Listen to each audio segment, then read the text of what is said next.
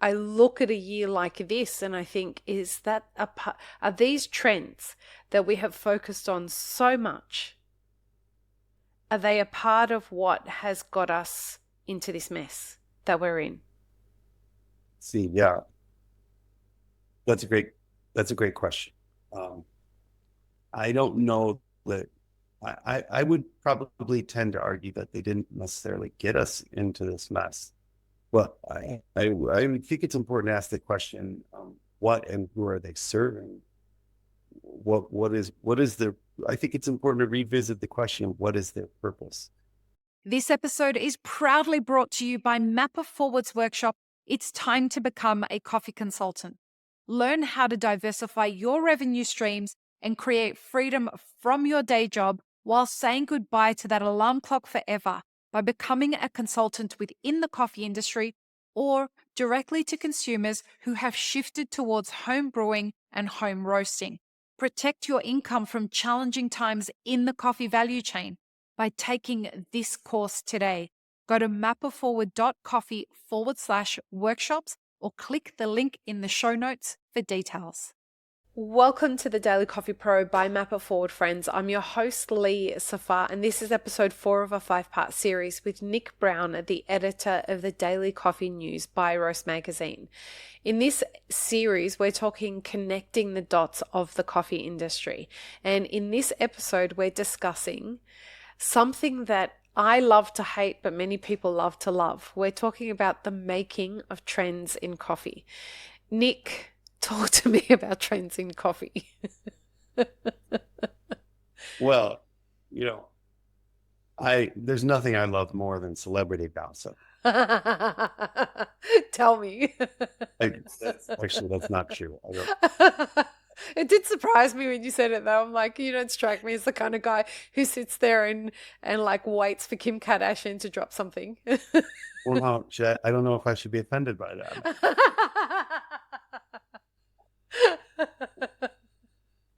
So, yeah, okay. The making of trends in coffees. Yeah. Um, I I think broadly speaking, like as with any industry, Yeah. again, you can just sort of follow the money lines. Mm-hmm. Coffee, for as much as we sometimes like to talk about it in this way, coffee isn't necessarily fine art or underground music. Yeah. It's it's it's influenced by money and power, and it is used to move a lot of products. Yeah. So obviously not just a coffee issue. I mean, this is Right. Right. Let me pick a trend, and I want to ask you a question about a trend that's emerging right now. And so that's got me quite puzzled, to be honest. Over the 20 plus years I've been in coffee, there has been a catchphrase that has annoyed me endlessly, and all of a sudden we switched it. People used to say, death to decaf, forever. And now somehow, out of nowhere, decaf is becoming a trend, and everybody wants to know about decaf, which is suspicious to me. It's very suspicious to me. Do you have any idea why this kind of thing happens, or why this particular one happened? I'm not sure I can provide that answer. I don't. I mean, certainly there's been a movement in recent years in the coffee industry towards functional beverages or um, clean labels or what have you, and Mm-hmm. some people may view caffeine as an undesirable substance, or maybe they just don't get along with it very well. Um, Certainly, there's also so much health conscious marketing in coffee. Mm-hmm. It's not necessarily related to the market, but it could be. You could say here are functional benefits of coffee from some of these compounds that Mm-hmm. are good for your brain and good for your heart without the caffeine. So I think you have market participants who are taking advantage of positive academic health related news. Beyond that, I'm not certain. Okay. What other trends? Like, I mean, you guys cover some of the trends that happen. Like, don't you? Yeah, sort of. Like I'm not a big trend hunter type thing, as we've already established. Established. Um, but like, yes, I have a business to business publishing is like part of what we do is highlight trends or provide a platform where innovation can occur, that type of thing. You can Mm-hmm. look at trade shows as another platform for trends to emerge or be highlighted, to have a light put on them, as you might see at a barista competition or something like that. Mm-hmm. Um, and it is a little more special in coffee, I think, because like food or alcohol or sports, like people love coffee, like consumers are really into coffee. It has Mm. this stronger cultural attachments Mm-hmm. and social attachments too, and history, with many people who consume coffee every day, more so than um, laundry machine systems. Pick an industry. Coffee's more interesting and more sort of lends Mm. itself better. So yeah, what like if you're asking me to identify trends, I don't know. I wait for people to do that and then And then you figure you out. write about it. Yeah, then we're right.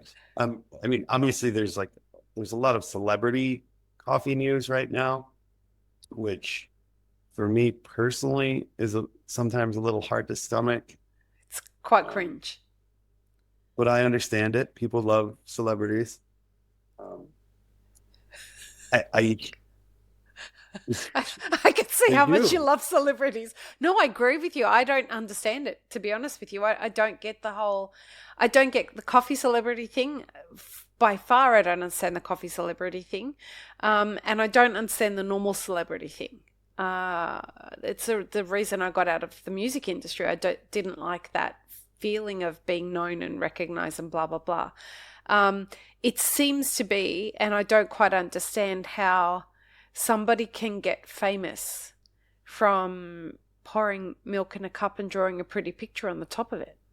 That's something that we revere as an industry, and it baffles me, to be honest. And I mean, I look at a year like this and I think, are these trends that we have focused on so much?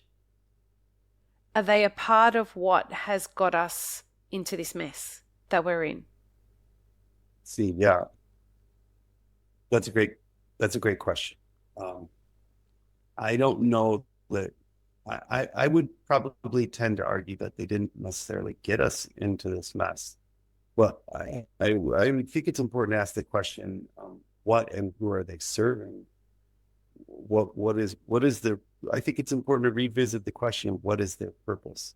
Um, because I think uh, if you want to talk about competitions, or you mentioned latte art, um, I think it has historically served a purpose within the coffee industry for Mm-hmm. sure. And there's also the what I perceive to be a very genuine, like, community building aspect Mm-hmm. to something like a latte art competition I that agree. really does enrich people who are involved, give them deeper connections with other people in I the agree. coffee. Same time, it's, for me personally, far less interesting or potentially pressing than, you know, slave labor at the end of a supply chain.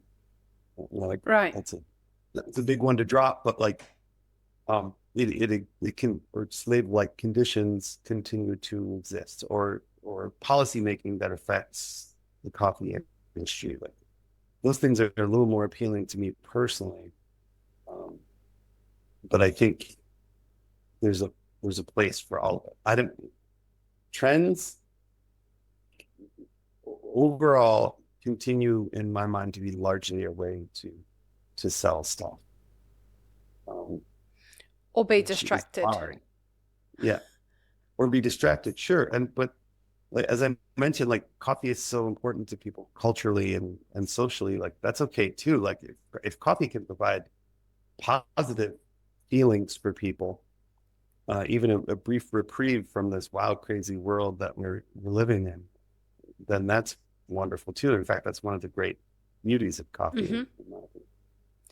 Yeah, I agree with that sentiment that coffee should be the reprieve.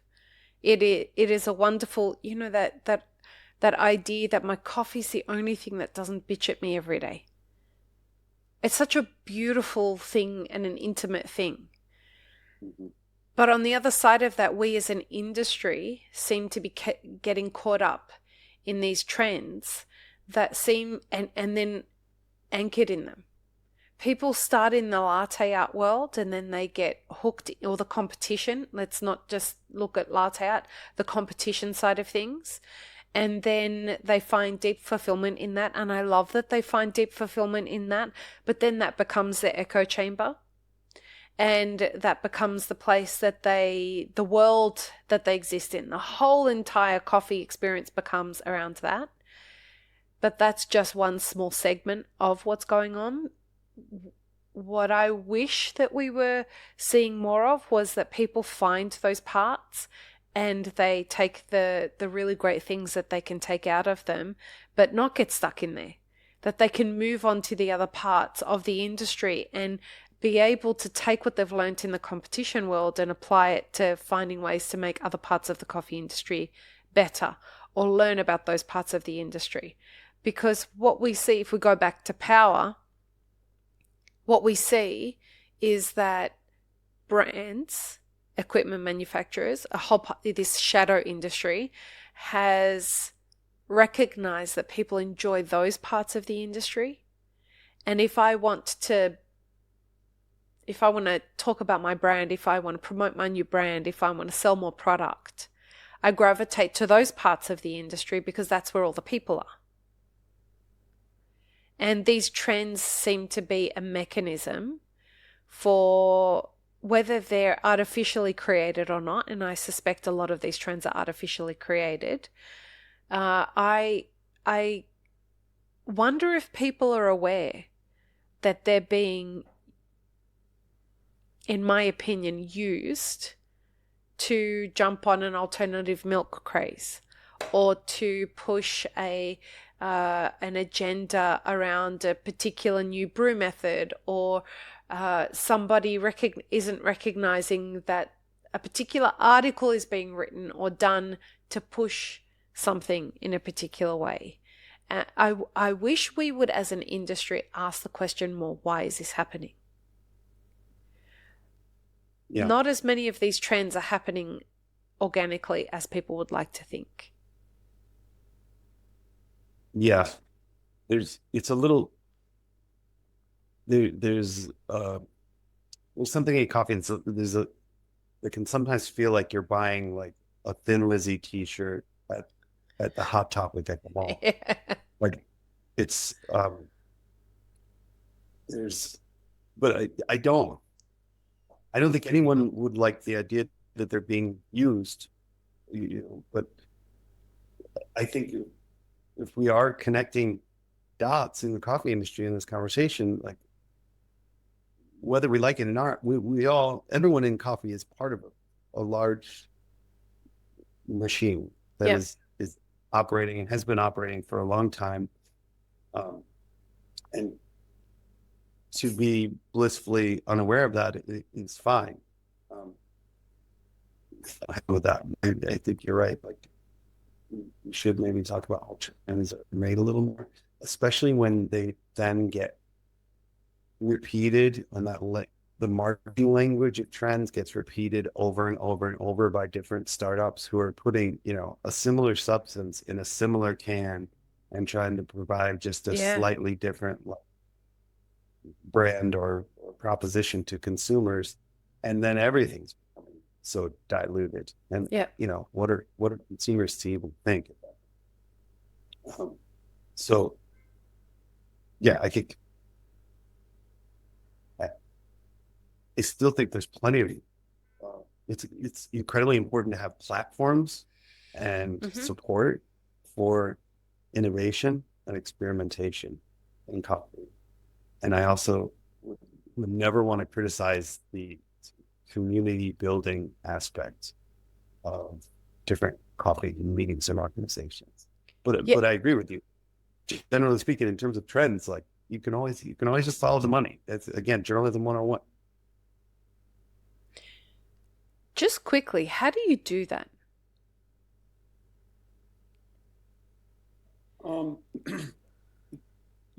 There's a lot of computer nerding and then talking to people on background whenever you can. Okay, it's like literally following the money. It's like when you say follow the money, it's literally like who owns the company that's pushing, or finding the company that's pushing these agendas. Like, I'm quite keen to understand where this caffeine thing came from, because when you observe what's going on with this trend, it can't have come out of nowhere, because it was very subtle but quite well spread.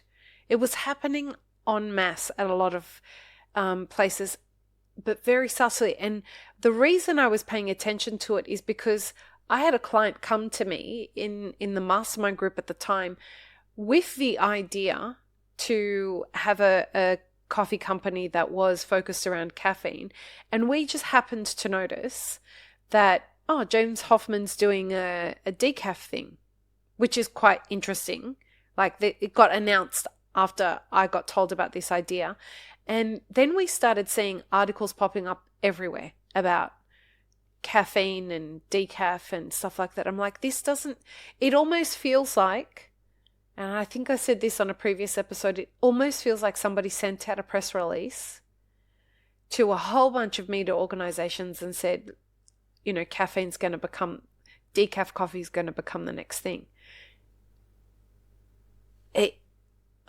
From your perspective, as someone who is across keeping their finger on the pulse of what's going on in coffee, did you notice anything unusual about the emergence of the discussion around decaf, or was it just did you think it was just coffee's a functional beverage and now this is what's happening? Yeah, I don't know I don't know the ins and outs of the mechanics of how that came to life or was marketable, right? But you see these things pop up all the time. Yeah. And often there's a whiff of large corporate influence, and often that instinct, that scent, proves to plays out. If you dig a little deeper. There are most of the people we talk to in our agency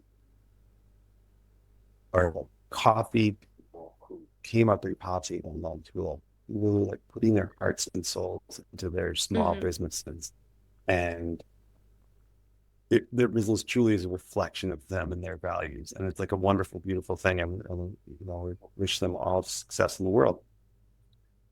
For every one of those that's opening, there's another business or coffee shop that doesn't seem to have any humans behind it. Sort of popped up out of nowhere. Here's 6 locations that all vaguely look the same, but all clearly had at least $700,000 put into the build easily. Yeah. And so, sometimes you get that whiff, and it, that's what it is. Okay. It's just an interesting. It's an interesting thing that emerged that kind of came out of nowhere, and it's a conversation that is going to run its course. You can see that that's what's going to happen. And it's going to be turned into a whole big thing. Yeah. And mainstream media is always looking for a story, and consumers love coffee. Again, consumers love coffee. And I think from an outsider's perspective, this might be not a popular thing to say among coffee people. I should probably just shut up right now. But like, No, don't. coffee continues to be like a legal drug. Yeah. And people are spending large amounts of money to package and sell this drug, if you will, in new and appealing ways to consumers. And I'm not saying there's anything wrong with that whatsoever, but from my perspective, it's a fact. It's not.